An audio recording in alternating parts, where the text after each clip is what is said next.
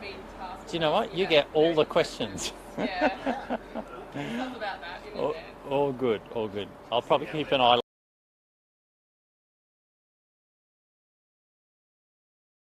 Down, Mark Bailey, Minister for Transport Main Roads, here at Yurong Police Station.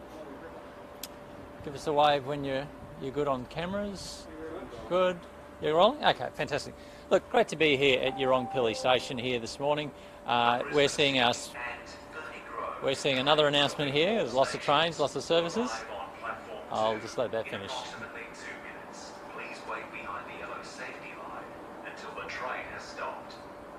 Great to be here at Yurong Police Station this morning. Our smart ticketing program is uniting 18 different legacy ticketing systems right across Queensland into one whole system. It'll be the largest geographic ticketing system in the world. So whether you're in Cairns or Coolangatta, you'll have the same ticketing system. So terrific if you're visiting relatives somewhere else in the state. Terrific if you're a tourist, because you'll have the one system wherever you go. And our rollout now is hitting some really major milestones. 3 million people have used the smart ticketing system now, and nearly 1 million have used the heavy rail system. So what we're seeing is a very large take-up rate. 2 million trips so far on the Gold Coast Light Rail, so well-done Gold Coast residents. They're loving our smart ticketing, but look, also great to see our heavy rail system. We're going to hit 1 million people using the smart ticketing system probably in the next 2 or 3 weeks. And I just want to thank our customers for taking up smart ticketing in good numbers. It's very convenient, whether you use your smartphone, your smartwatch, your debit card or your credit card, whatever you prefer. Easier way to board, and you don't need to remember that Go card. The train arriving on platform 2 is the Brisbane City and Ferny Grove train stopping at all stations.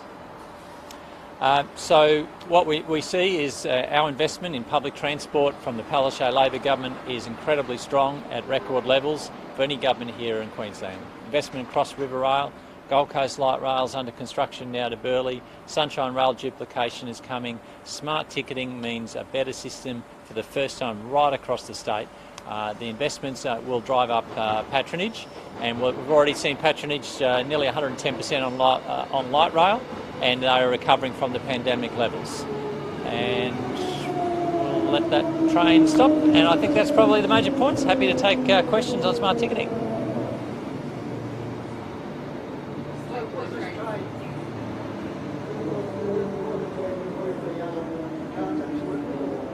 Sorry, a little louder. So what's actually changing here for the users?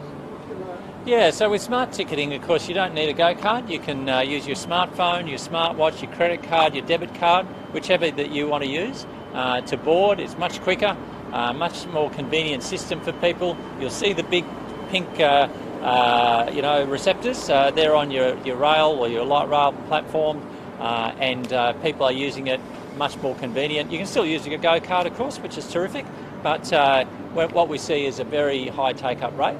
I'm really pleased to see that. The next task for us will be the buses across southeast Queensland and also the ferries. With the buses, we need to install about 12,500 units, so you can understand that's obviously going to be one of the later stages. But what we'll see is the heavy rail line to the airport come online for smart ticketing over the next month. That means the whole of the heavy rail system across southeast Queensland will have smart ticketing being on offer, and we'll see the buses roll out over the next 12 months. So there's no other train lines anymore that don't have smart ticketing on offer? Yeah, just the airport line at the moment is the last line to come, so work is advanced on that. So if you use the airport line, you'll be able to have smart ticketing over the next month or so. So will this become a statewide facility at any stage, or is that in practice? Yeah, smart ticketing becomes a statewide ticketing system when we complete it right across 18 different ticketing systems. So whether you're in Bundaberg or Cairns, Mackay, Brisbane, Gold Coast, it'll be the same ticketing system, and it'll be very convenient to be able to use that. In approximately 2 minutes, this is a 3-car unit. Please move towards the middle of the platform and stand behind the yellow safety line. What about on buses? When are we expecting that to happen? Yeah, look, buses will be happening over the next 12 months or so. There's a lot of work going on behind the scenes to get the units into buses. Obviously, a lot more buses than trains running around. So there's been a lot of preparation work there. We're working with our operators there, BCC, private providers, and look, we look forward to further announcements as we progress through the year so that people using our bus system will be able to use smart ticketing as well.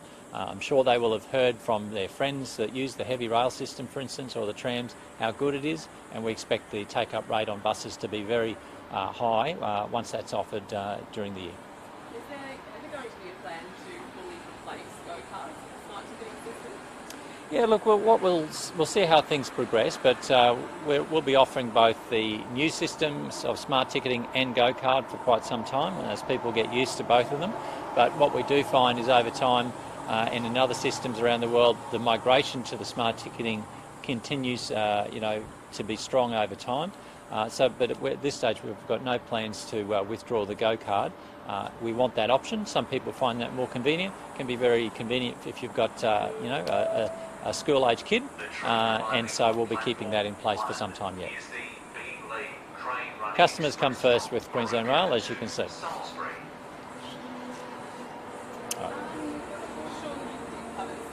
Can I just get you to say again as well, what's the uptake of smart ticketing versus people who are still using the go-kart system? Like, what's the sort of proportion there? Look, I'll get a percentage for you, but with 3 million trips across the different systems, I think we're very happy with the take-up rate. It's some of the best take-up rates of switching to smart ticketing in the world at this comparable point. So we're certainly hitting our marks in terms of the attractiveness of smart ticketing versus the go-kart, and we'll be hitting nearly 1 million trips over the next couple of weeks on the heavy rail system as well. So we're very happy with the take-up rate. Queenslanders are great with new technology, and once again they've shown that with their high take-up rate of smart ticketing. Don't you get a train? That's right. Do you want to wait for that to clear?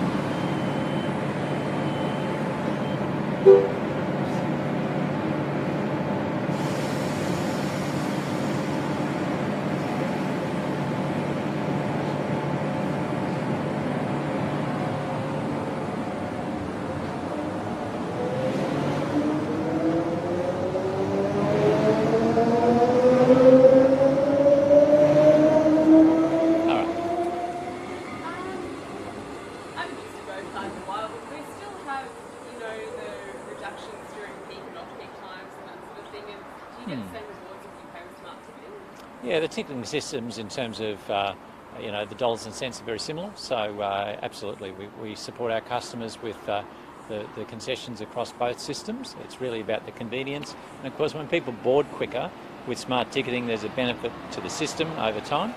Our ability to provide more services with the same level of infrastructure and drivers, that sort of thing, that's an obvious benefit of smart ticketing. Good, okay. Any other topics? I had to ask you about 50 other questions around the market. Sure, so, you got it. What's your reaction to trade unions set to be classified as lobbyists and therefore not being allowed to lobby the government anymore under the proposed legislation changes? Yeah, look, I understand this has been proposed. It will be seriously considered by government. Government will need to consider, of course, the implications, not just for that specific cohort, but for everybody else. We've got to, be mindful of not going overboard. What happens when a constituent lobbies you, or a peak body, or a CEO, or you get lobbied every day as a politician. Should we be classifying every single group that lobbies us as a lobbyist? I doubt that. But the government will be considering this in detail and thoroughly. Will the Palaszczuk government accept the CCC reform recommendations? Well, as I said, the government's given commitment that we'll look at it seriously and thoroughly, and obviously it's early days in terms of that, but that commitment's been given. Do you think this is a good step for greater transparency? Well, that's something we need to look at in detail. We get lobbied by companies, CEOs, constituents, all sorts of people every day. And that's, of course, that's our job as politicians. People want to see us do various things.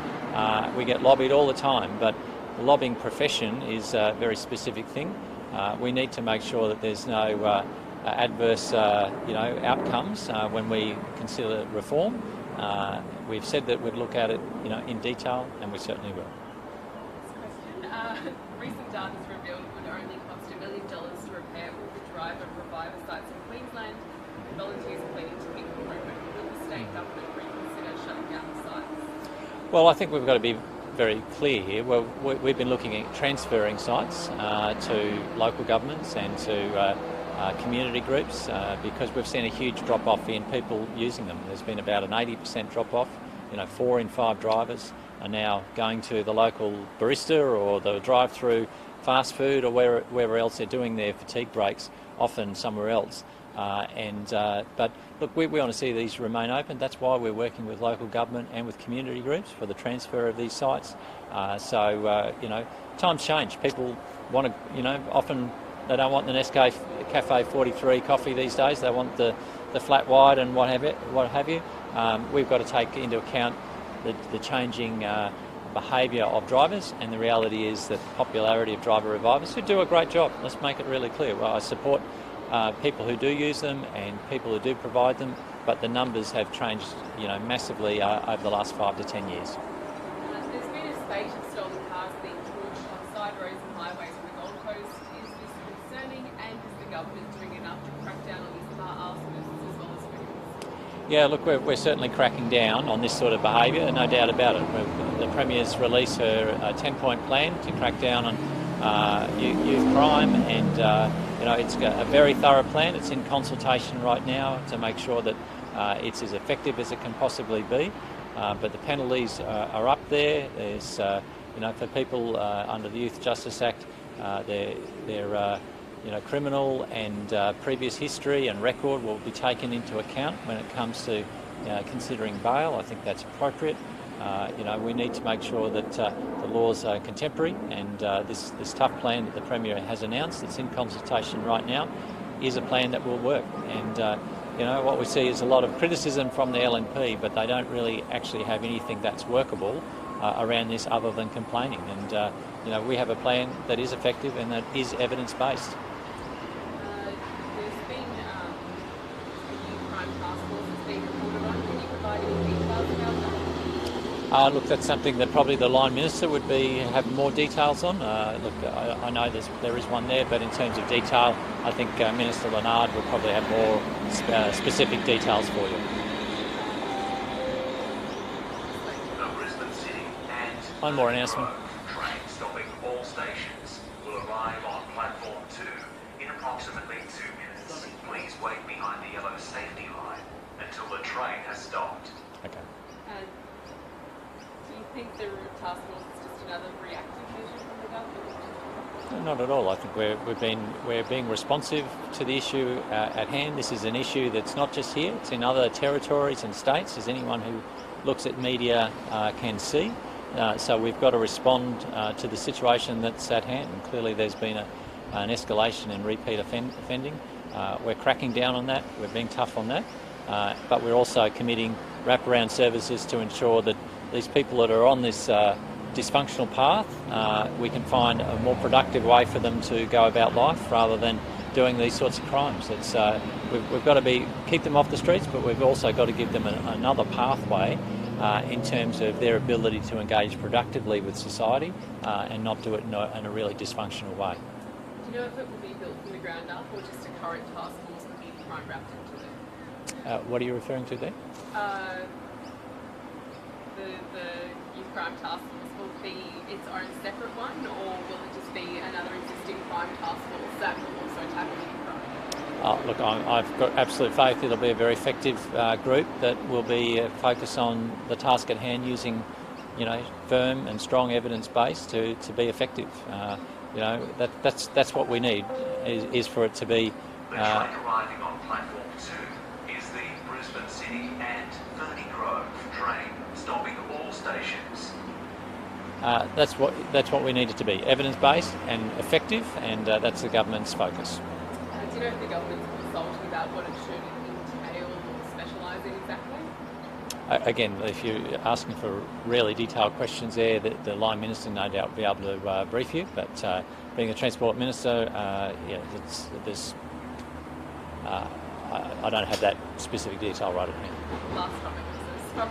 Yeah. Is gun reform, including the push for a national gun register on the agenda today? National Yeah, no worries. As you can see, no problem with the frequency here at Yurong-Pili station. Heaps of trains coming through. Cut it back, we're annoying. We're not going to cut train services. All right. So you want to go during the break or wait for the train to close? Yeah, let's do it. Yeah. Look, Australia has some of the most effective gun control laws in the world. I am sure that the premiers and the Prime Minister are very committed to that staying in place. We don't want to turn into the United States of America where gun crime is so common and massacres are sadly all too common. Australia's laws are tough. They need to stay tough. What's the latest on the government's position on the national gun register and why it's important? Yeah, look, I'm not briefed in that in particular, but look, once again, I think our tough... Now, I'll just wait for this train to clear.